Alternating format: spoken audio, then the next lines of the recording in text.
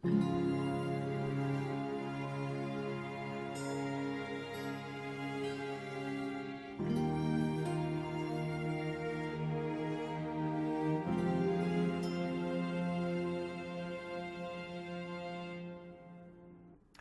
amigos. Estamos começando o Milênio Espírita, um programa de entrevistas que tem por objetivo debater, à luz da doutrina espírita, os problemas que afligem o homem e a sociedade humana. Hoje vamos conversar com o professor Luiz Gonzaga Pinheiro sobre o tema obsessão. Luiz Gonzaga Pinheiro é professor, poeta, palestrante, escritor, tendo publicado quase 3 dezenas de livros, entre os quais os consagrados Diário de um Doutrinador, Desobsessão, a Terapia dos Imortais, o Perispírito e suas Modelações, Estranhos Casos de Obsessão e Tudo Leva ao Amor, são os lançamentos mais recentes, também Apelos do Tempo. Seja bem-vindo, professor. Primeira pergunta que a gente faz logo é: o que vem a ser obsessão? Boa tarde a todos. Obsessão, segundo o senhor Allan Kardec coordenou o Espiritismo, é uma perseguição persistente, ele enfatiza bem a persistência, né, levada a efeito por maus espíritos e que tem como objetivo a vingança. Enfatizando aí essa persistência, porque às vezes um espírito mau, ele persegue, observa uma pessoa uma semana ou duas, mas mediante o fortalecimento da pessoa, a pessoa ora, vai a um centro espírita, então ele desiste. Não terá sido uma obsessão, só um assédio. A oração, pelo visto, fornece uma espécie de redoma. De escudo. De escudo. Né? De escudo, a oração, em qualquer situação da vida, do cotidiano, ela fortalece a pessoa e, no caso da individual, ela fortalece, e no lar, quando expressa pelo Evangelho, no lar, ela forma realmente aquele escudo protetor no qual os maus espíritos não ingressam por absoluta falta de afinidade. Há presença, então, de espíritos nos lares, mesmo que uma família tendo um conhecimento espírita, eles possam imiscuir lá junto à família, ao grupo familiar? Sim. Evandro Pereira cita em suas obras que às vezes visitava e hospedar-se em hotéis, e quando ele chegava no quarto, encontrava espíritos deitados nos leitos. Isso qualquer hotel, independente de quantas estrelas tivesse. Então ela comenta que eles diziam que enquanto encarnados, eles não tiveram o apoio da sociedade. E aquilo era um problema da sociedade. Então, desencarnado, eles se sentindo invisíveis, então iam curtir o hotel.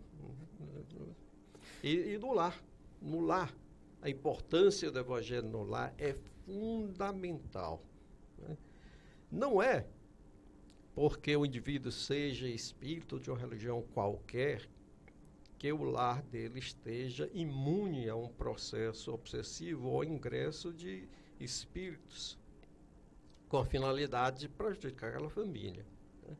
Então, o que protege e forma essa redoma é a oração e a vigilância expressas no Evangelho no lar. A família tem que se reunir num horário e dias combinados, e ali tanto favorece o entendimento da família, um momento de aconchego, um momento de encontro, de partilhar emoções, conhecimentos, quanto também os amigos espirituais comparecem para fortalecer aquela casa. Mas há pessoas que são mais suscetíveis? Sim, sim. É aquilo que Jesus disse, né, sobre a vigilância e a oração. Aquele que procede no seu cotidiano de maneira vigilante, vigilância dos pensamentos, das ações, e aquele que recorre aos bons espíritos através da oração, ele traz a si a proteção desses espíritos. eles não se sentindo bem naquele clima de harmonia do lar, eles não entram. Não é necessário que o plano espiritual coloque sentinelas em volta da casa. Funciona assim. Digamos que tem alguém dando uma festa de aniversário ali. Aí uma pessoa chega lá e diz assim, tem droga aí? Tem não. Tem bebida aí? Tem não. Ah, então não serve não. É a mesma coisa no mundo espiritual. Eles não gostam do clima de concórdia, de aconchego, de oração, de vigilância. Então, eles não se sentem bem. Ao se aproximar, eles se sentem repelidos. Vai se sentindo assim como alguém sobe ao Everest, vai ficando sem ar, proporção que sobe, né? Então, a proporção que eles adentram aquele ambiente, no qual, né, eles não se satisfazem psicamente, emocionalmente, eles sentem, né, assim, uma vontade irresistível de se afastar. Eu tenho lembrança aqui de uma frase que é muito conhecida, principalmente das mulheres, quanto mais eu rezo, mais assombração me aparece. Até que ponto também a oração permite que haja a penetração de espíritos que não são benfeitores? Falando em oração, nós vamos ver a qualidade da prece, né? Porque a prece tem os seus pré-requisitos. Jesus foi bem claro, quando quiseres orar, fecha-se o teu quarto e em silêncio ora ao Pai. Então, obedecidas essas condições de oração, não podemos dizer que a pessoa fica imune, porque existem também casos de obsessões que estão atrelados a vidas passadas. Ao karma. Ao karma, né, das encarnações passadas, que são encontros obrigatórios, mas que são muito mais fáceis de serem superados do que se a oração não estivesse ali presente. Esses que são de encontros do passado são reajustes de dívidas? Isso. Muitas vezes, né, como diz a própria definição de obsessão, geralmente 90% é vingança. O espírito não tem aquela condição de perdoar, não sabe administrar isso e vai em busca do revide, né? Há casos, por exemplo, que a obsessão se divide em vários estágios, né, graus. Quais são os graus? Kardec enfatiza 3 tipos, depois, né, foram adicionados mais 2, que é a obsessão simples, a fascinação e a subjugação. Mas depois nós vimos os casos de poltergeist, quer dizer, poltergeist é a palavra alemã que quer dizer espírito batedor. Aquelas casas em que existe movimento de móveis, queimas de livros, de pedradas, né? Então, aquilo é um tipo de obsessão. Casas chamadas mal-assombradas. Uhum. E existe a possessão, que de princípio Kardec não admitia a possessão. Nem em 57, no lançamento do Livro dos Espíritos, nem em 61, no Livro dos Médiuns, ele negava a obsessão. Em 63, na Revista Espírita, um caso de possessão da senhorita Jolie. Então, pelo título, um caso de possessão, então ele já admitia que um espírito pode tomar posse do corpo de uma pessoa por um tempo determinado, né, e depois, se ele quiser, devolver. Conversar com o professor é bom porque ele faz citações, dá dicas da Revista Espírita, o caso de obsessão da menina Jolie, da jovem, e que a possibilidade de vocês que estão acompanhando o Milênio Espírita também de pesquisar. Obsessão é diferente de possessão, então? Sim. A obsessão, ela pode ser debelada mediante o esforço do indivíduo, mas se o indivíduo ainda tiver o controle de suas emoções, de seu raciocínio. Mas ela pode chegar a um ponto de aprofundamento em que existe uma subjugação física ou moral. Kardec fala de um indivíduo que ele, quando saía na rua, que ele avistava uma mulher, ele se ajoelhava e pedia aquela mulher em casamento. Ora, ele sabia que estava fazendo um papel ridículo, mas ele não podia deixar de fazer aquilo. ele disse que sentia uma dor nas pernas tamanha que ele era obrigado a se ajoelhar e pedir aquela mulher em casamento. O senhor tem tratado muitos casos de obsessores e de desobsessão? Desobsessão, sim, que eu dirijo 2 reuniões por semana, isso há quase 50 anos. Agora, na grande maioria das vezes, são possessões que podem ser tratadas e debeladas no centro espírita. Nós tínhamos, nas manhãs de domingo, um grupo de estudos, grupo de emergência, Dr. Bezerra de Menezes, no qual nós fazíamos estudos sobre perispírito, sobre doutrinação, sobre qualquer tema espírita. E um dia o Dr. Bezerra chegou e pediu aquele espaço para tratar obsessões complexas. E eu perguntei a ele se eu poderia selecionar aqueles casos e transformá-los em livros, para que outras pessoas pudessem ter aquele ensinamento. E ele disse que aquela era a ideia. Então eu escrevi 10 romances, 10 casos de obsessão, né, de obsessões, no caso, bastante complicadas. Cada caso desse teve a duração de 7, 8 meses, porque o indivíduo havia feito tanta besteira que ele não tinha um inimigo, ele tinha dezenas. Então você tinha que conversar com cada um daqueles indivíduos, né, com a finalidade de debelar aquela obsessão. Casos, por exemplo, de pessoas que estão obsediadas e que por falta desse conhecimento são levadas para alguma outra denominação religiosa, aí vão aplicar certas práticas que muitas vezes são até violentas. Como é que o senhor analisa isso? Bem, se for um obsessor realmente, né, persistente, isso não tem quase, né, digamos, isso não tem nenhum efeito. Porque as obsessões, elas evoluíram também juntamente com a tecnologia, né? E isso, nós doutrinadores, nós estamos atrasados cerca de 100 anos. Mas eu tenho uma ideia, Filomeno de Miranda escreveu um livro intitulado Nos Bastidores da Obsessão.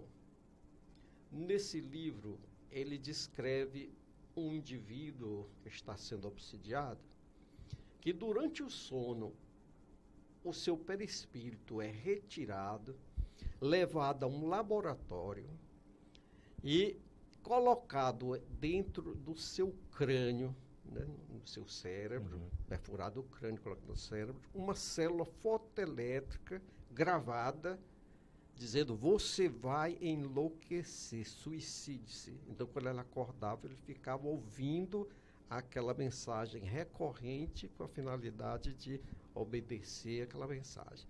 Nesse mesmo livro, Filomeno de Miranda disse que aquele caso aconteceu na Bahia em 1937. 1937, nós não tínhamos ainda nem essa tecnologia que hoje detemos. Pois é. Então, se em 37 a obsessão já tinha adentrado o campo da nanotecnologia, você imagine hoje, né? Então, o que se vê hoje nas reuniões de obsessão não é mais aquele mago, feiticeiro com aquelas quinquilharias. Hoje é chip, é aparelho introduzido na coluna, em zonas nobres do perispírito, no cérebro. E quando esse indivíduo vai a uma ressonância magnética, o médico não encontra nada. Então, a obsessão também está muito sofisticada. Pergunta que deve estar surgindo na cabeça de quem está nos acompanhando no Milênio Espírita é: por que Deus permite isso? Todos os indivíduos, eles têm o livre-arbítrio. Eles têm condições de fazer suas escolhas, né, seus pactos, de fazer a semeadura que quiserem, mas precisam colher obrigatoriamente os frutos que plantaram, né? Então, quando um indivíduo se compromete com a lei, acredito que ele tenha a condição de pagar aquela dívida com amor. Acho até que os bons espíritos que fazem aquele planejamento kármico sondam essa condição. Mas quem é que tem? Quem é que tem amor? Quem é que tem um amor de Chico Xavier, um de Bezerra de Menezes? Isso é raridade no mundo. Resta o quê? O pagamento pela dor. E o pagamento pela dor, às vezes, quando o débito é muito avultado, o coloca na dependência dos magos negros, dos feiticeiros, dos espíritos que dominam tecnologia, que são cientistas, que são psicólogos, que são psiquiatras, mas que a moral é muito diminuta. Toda a pesquisa deles é para isso, é para dominar massas, né? Em função do poder, do destaque, e eles podem, né? Como esses indivíduos não têm créditos frente à lei, podem ser apanhados e utilizados até como cobaias. Eu acompanhei há algum tempo atrás, casos de um jovem de 16 anos que era completamente dominado por um espírito que, nas reuniões realizadas logo em seguida, em atendimento, veio saber que era um parente. E a família sempre perguntava, mas por que o meu menino, que é tão bom estudante, é religioso, católico, de repente se submete a um caso desses, quando o algoz estava procurando era o pai dele? Há possibilidade de um espírito obsediar o filho para causar dano ao pai? Não, no caso aí o filho deveria ter envolvimento nesse processo. Nós vemos um caso semelhante, grilhões partidos. Uhum. É um caso narrado por Filomeno de Miranda, uma psicografia do Divaldo Pereira Franco. Nesse drama, o cidadão, que é o personagem principal, chamava-se Capitão Santa Maria. E ele estava na guerra, defendendo o Brasil, em guerra na Itália. E num dia de uma batalha, determinada batalha, um soldado chegou para ele e disse: olha, capitão, eu sonhei que se eu fosse para a batalha, eu ia morrer hoje. Eu sou arrimo de família. Eu sustento a minha mãe e a minha irmã. Então o senhor me deixa ficar na retaguarda. E o capitão disse: nós estamos aqui para morrer mesmo. E o soldadinho foi e morreu. Ora, voltou todo mundo para o Brasil. Menos o soldado. Menos o soldado. E o coronel Santa Maria, já coronel, aposentado, a filha de 15 anos, adversário dela, ele está dançando com a filha, e o soldadinho chega. Espírito, né? No caso, já desencarna. E quando vê aquilo, ele corre e se atira na filha. E a filha imediatamente começa a esbofetear o pai. Tapa vai, tapa vem. E o pai perde a cabeça e agride a filha também.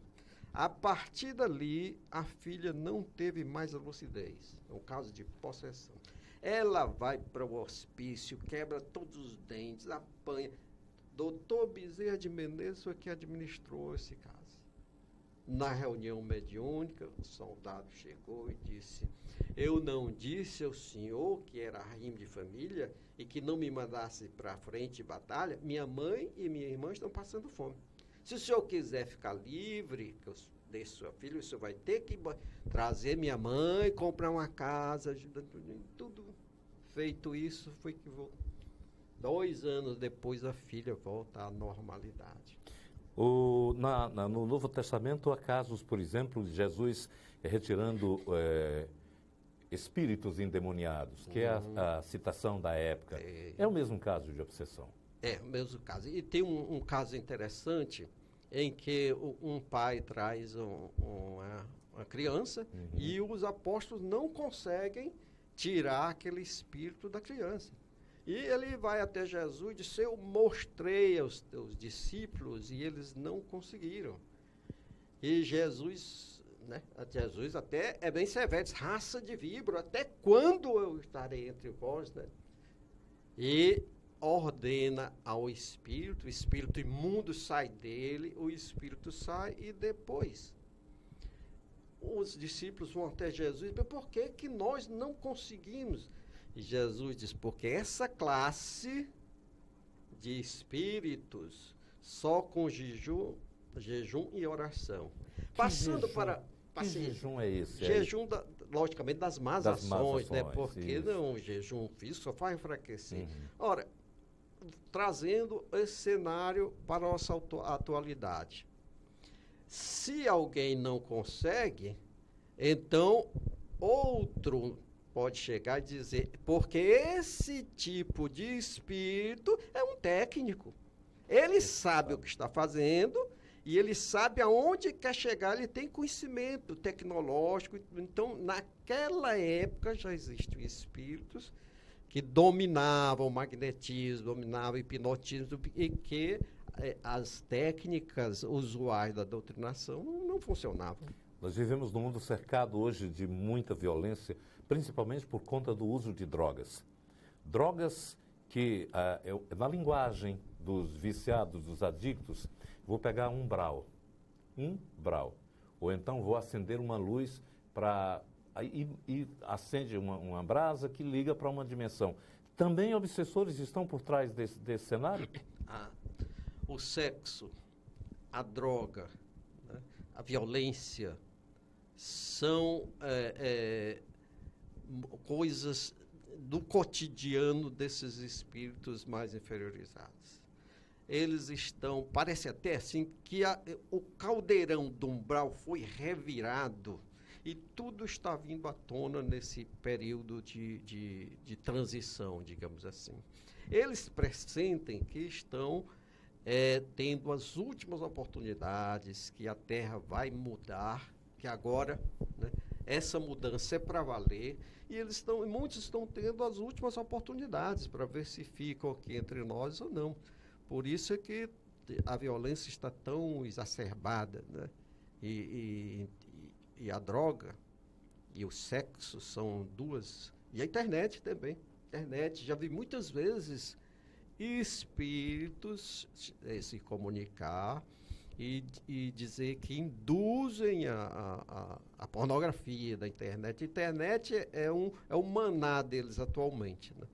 Porque eles induzem os jovens, até adultos, a passar a noite toda naqueles sites pornográficos e acordam cansados, não rendem no trabalho e não rendem nos estudos. É outra fonte de indução para que o jovem não siga, digamos assim, a boa nova que foi tão conclamada por Jesus como medida de salvação, entre aspas. O autor dessa frase que eu vou citar não era nem espiritualista, nem espírita, mas parece que ele tem muito a ver. Os mortos comandam os vivos.